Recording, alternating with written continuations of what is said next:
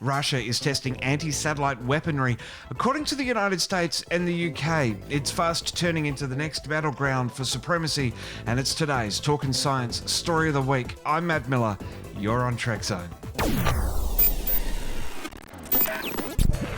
With the latest science and space news 5 days a week across Apple Podcasts, Spotify, Google Podcasts and YouTube. This is Talkin' Science with Dr. Brad Tucker and Matt Miller.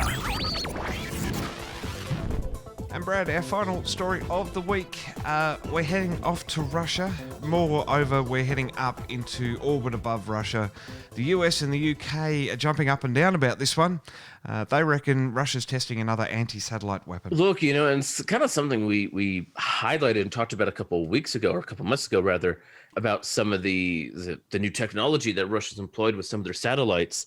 And it's part of a growing rhetoric in space we talked about with Space Force and other things of the slowly increase in the militarization of space and that fine line between offensive and defensive capabilities.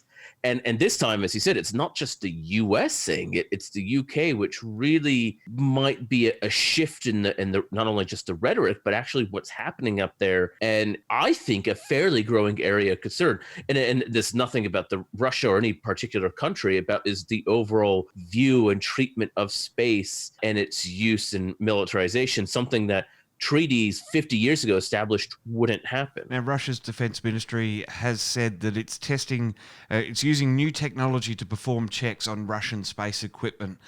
Kind of sounds like code of, we're doing some ASAT testing. One country's helper satellite is another country's disabler satellite. It's a slippery slope in terms of what you do here. It's all about how it's used. And I think that, they're saying that, they're doing stuff, they're developing technology, which, the US is doing, lots of countries are doing, and that's what you kind of expect. But again, it's a really fine line that all countries are now starting to push where, before, militarization, anti-weapons, that sort of thing, it was kind of clear what that meant. Because the technology had clear boundaries of what that meant. Now, as technologies evolve so fast and so much, there's, the ability to use lasers to potentially disable things. The boundary between something that's used for maintenance and checks of your own satellites to disabling or interfering or damaging another satellite is not as clear as it used to be. And this is kind of what this problem is highlighting. Now, I did just want to point out that there was a movie that predicted all of this sort of stuff would be happening. It, of course, was 2000's Space Cowboys with Tommy Lee Jones and Clint Eastwood. Hollywood once again predicting the future in this one with weapons in space. There are 100 countries that have signed the treaty that you mentioned, saying that outer space is to be explored for purely peaceful purposes. Where is this sort of going? I mean, the US has Space Command now. They've sort of triggered it off. It's a little bit like the Cold War again in terms of, well, if you're doing it, I'm going to do it too. Oh, well, if you're doing it, I'm going to do it a little bit better. And it just keeps escalating from there, really, doesn't it? Look, it really does. And then again, it's not even just the US and the UK. There's other countries. Japan's talked about their own Space Force.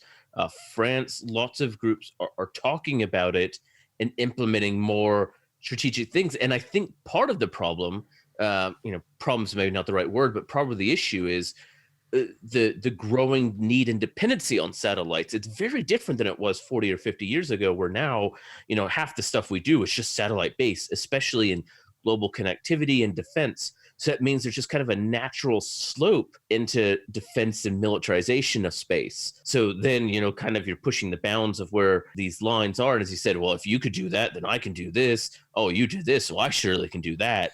And it's all going to be about how groups work with the UN Office for Outer Space Affairs and Canopus, the two UN bodies that regulate space, that control space, that are, kind of that neutral mediator in terms of space interaction. How well do these groups interact with it? How well do these groups cooperate with those policies? I mean, it is worth noting that the U.S. and Russia were going to talk about this in Vienna, I think, later this week or early next week about this discussion. So it isn't at the point where, it is purely Cold War, full arms escalation. But as you said, this is how it ramps up. So it is interesting to see how it plays. And obviously it does also come down to the leaders themselves. And again, not putting political bias or country bias here. When someone's in charge, if that's the saber rattling, if that's the issues they're going to push, those are the issues they're going to push. If they're not, they're not. So it really is one that is going to change quite rapidly. And then just to throw out added complexity, how private companies fit into this, and whether, and we've seen this before, oh, that's not our government, that's a private company in our country, we don't control it. Well, so far, only 4 countries, Russia, the US, China and India, have demonstrated anti-satellite capabilities, and there is no treaty banning or limiting such weapons. But there are growing calls for such a treaty, and it might be something that hopefully gets done before a major escalation and, say, one country takes out another country's satellite on purpose or by accident, leading to something bigger, as we're sort of alluding to here. Yeah, it's a lot like the nuclear arms kind of treaties and discussions in the 70s and the 80s, where everyone's doing it, so you're trying to also create controls to say, well, we know what we can do, so let's limit it and let's be fair about it, those sorts of things. And you hope that's the positions that people are going to take. And as you said, I think that's what will happen, but that's kind of what it is. Space wars is kind of like the new nuclear war, and it seems far-fetched, but it is really not when you see how fast the technology is and how big the need of space is on Earth and the conflicts that can happen. You can just see the writing on the wall. So you do hope more sensible, cooler policies do prevail. Absolutely. Well, Brad, looking forward to wrapping up this week of Talkin' Science with you in our live and uncut show on the next edition. That, of course, is episode number 423 on YouTube and Facebook Watch. We'll catch you then. Sounds good.